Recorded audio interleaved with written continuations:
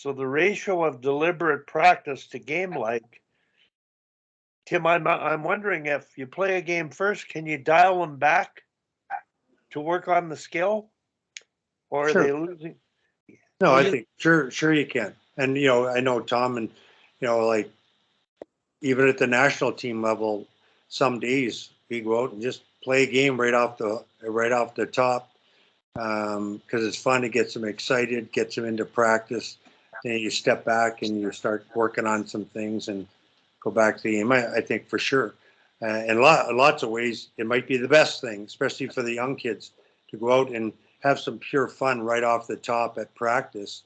They all get excited about getting on the ice, and they all get excited about being at practice. I think absolutely, for sure.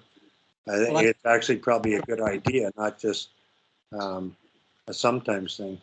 It's fantastic. I start with small area games every single practice, and instead of the kids like moseying out, they're like climbing through the door as fast as they can, wanting to tear down the boards to get on the ice.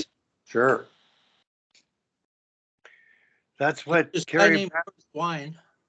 There's a German named Horst Wein that developed the program for Barcelona and all kinds of stuff. It was field hockey, then soccer, and he was a good friend of Johanny, my buddy. And he would do what said there is he would have a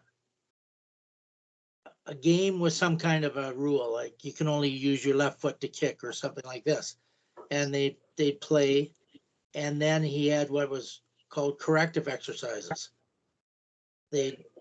Now you've created a need to know, because the kids don't know how to do it, or your weak side foot, I guess, and then have you drills, to learn how to do that, better technique, and then go back to the same rule again. But now they've had, a little bit of technique work, and that's kind of his model for doing a lot of things. But I really believe that just having a tournament and every game meaning something, that adds a lot to it. So you have a tournament like a round robin, or you can do one where you rotate, the losers go one way, the winners go the other way, stuff like that, so that the game actually means something. I think really that adds to it just as well. Tim, I'm thinking back to when I watched you coach the U of C.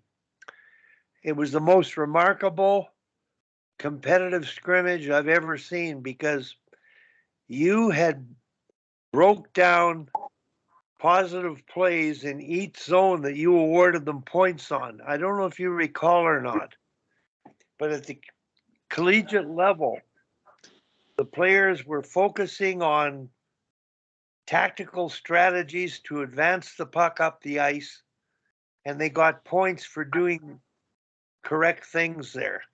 Can you elaborate on that? Because they loved it. They played, but boy, talk about playing with a deliberate purpose to score and get more points in every zone of the ice. It was really just that simple. Like, we just tried to, if we were working on something tactically, could be we're working on our face-off, offensive zone face-off loss forecheck, and at the same time our exits from a defensive zone face-off one. It could be working on your general forecheck, whatever it is. We